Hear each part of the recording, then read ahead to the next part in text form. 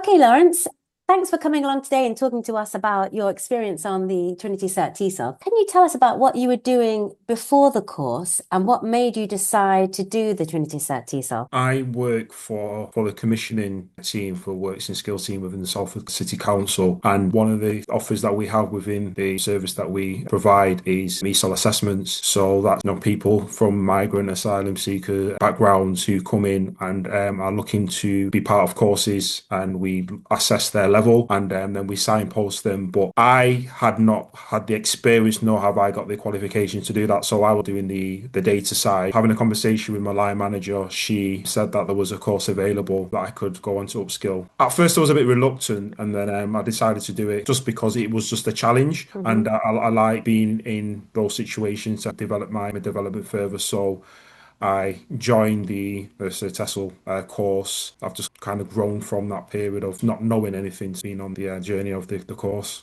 Fantastic. We're obviously near the end of the course now, but initially, what did you find most challenging? I think the most challenging thing was the actual input sessions that we had. The first two, knowing that I had no experience in teaching whatsoever, I didn't know what Mm. phonology, these terminologies that I used in teaching. It was, I wouldn't say intimidated, but I was coming into the sessions a bit apprehensive, Hmm. and knowing that there were other people that joined had more experience than myself in Hmm. either teaching or just kind of the language side of it from a linguistic perspective. So it was quite challenging going into those sessions and kind of getting an understanding of the breadth of the course. But obviously, as time went on, I kind of developed more of an understanding, and with the support of likes of yourself, Chris, and Sean, it helped me learn and understand certain aspects of the teaching. Before you started the course, did you have a chance to look through the TESOL Foundation course? You know, those units, the self-study units on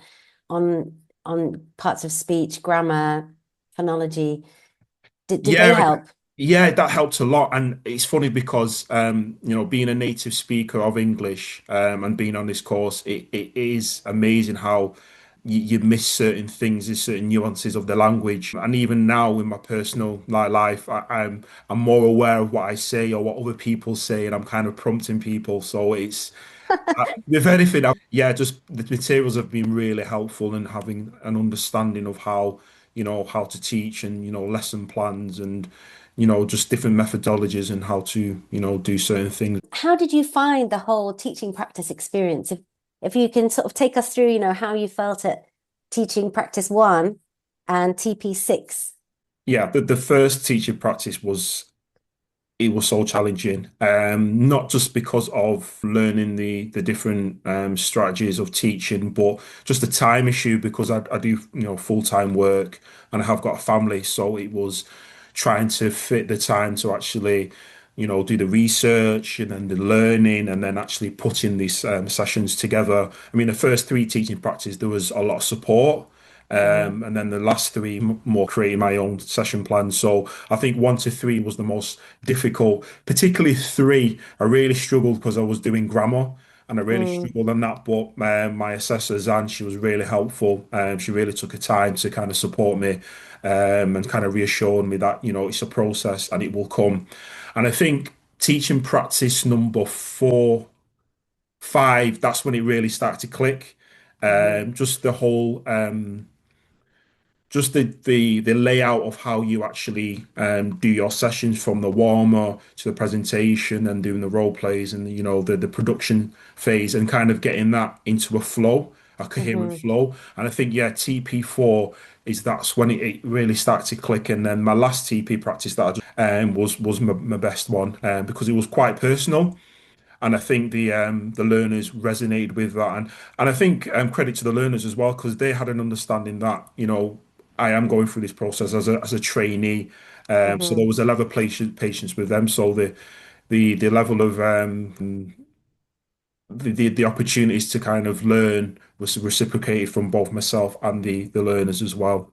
Yeah, I'm glad you picked up on that actually, because I think maybe that's one thing as well that makes our course quite unique is that the teaching practice, the learners you're practicing on are actually established learners. They've been with us for quite a long time. So they benefit from having these free classes because without them, they wouldn't have a class at the moment. But it also means for trainees that you're teaching a group of learners who are established. They have a very good rapport between them, within the group. So when you're coming into that, it makes it much easier to teach. If the learners and you were all new, everyone would feel, I think, quite shy, perhaps less inclined to chat. But because they all know each other already, and they appreciate that you're learning as well, it makes for a really nice atmosphere, I think. And I think that's kind of quite special for the trainees. It certainly helps to put people at ease, I think. I mean, I don't know if you picked up on that. Yeah, there was a level of reassurance going into Mm, each lesson as well, and I think that is really important because it does give the trainee the confidence in what they're doing.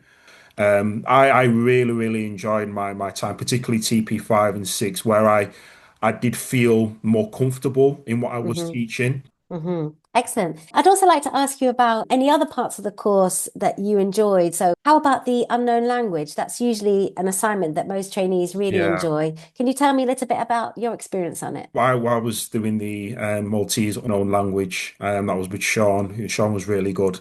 The first session that we all had as a group on Zoom, it was it was totally surprised because it kind of gave us an understanding how learners feel when they first come to the UK and they come to a Mm, first session, not knowing the language and trying to get an understanding. For me, it was just I totally kind of was way out of my comfort zone. And I think what helped is that other people were like that as well.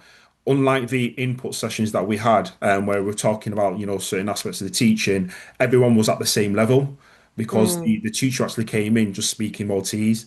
So we were like, what's going on? And we had to work together as a collective to kind of get an understanding of where the session was going. But as the sessions went on, we then began to pick up certain aspects of the lesson, which was really good. But it kind of gave us an insight on the other side, not just being a tutor or a teacher, but also a student and how, the feelings that they go through during the whole process of being in the lesson. Yeah, fantastic. And I think it's a really fun part, isn't it? Because you're actually experiencing that, and you take so many insights from it. So finally, if you were going to give some advice to someone who was thinking about coming onto the course and they're feeling a bit uncertain, what advice would you give them in terms of, managing the study, but also as someone like you who's a complete beginner, never taught before? Are there any top tips that you would give them? Yeah, I would say be realistic about your expectations, and don't doubt yourself. I think one of the key aspects that got me through this was the tutors, the likes of yourself, Chris and Sean, who were there to support and having that understanding that not everybody that comes on the course is on the same level. And also the assessors that I had, Audrey and Zan, they were really good. Just being able to be on the phone or be on Zoom and be able to kind of help at hand. It's a really good course. And one of the things, even though it was something that I never envisaged myself going on 6 months ago, I'm glad I did it. And I think one of the best things for me was actually creating a lesson plan, doing it, and actually seeing the effects it has on people and the learners. I think for me that was the best thing that I got out of doing this course.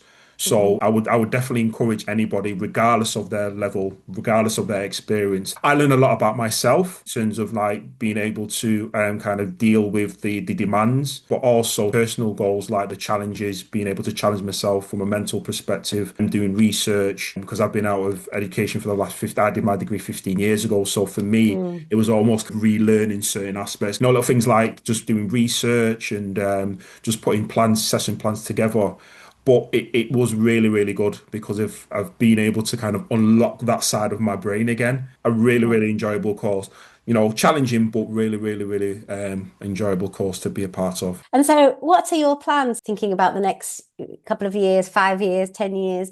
Do you think you're going to be using this course? Oh, definitely. For Mhm. for I'll be able to now be an ESOL assessor, so I'll be able to do that in my current role in the commissioning team as a skills and work officer. I've also looked at maybe doing some teaching abroad. The idea of actually taking this course and being able to take it all over the world is a very good advantage. Being able to teach people how to speak English again, something that I never envisioned myself doing 6 months ago. But I'm Mhm. really happy that I've been able to be part of this course. Fantastic. Okay, thank you so much. Thank you.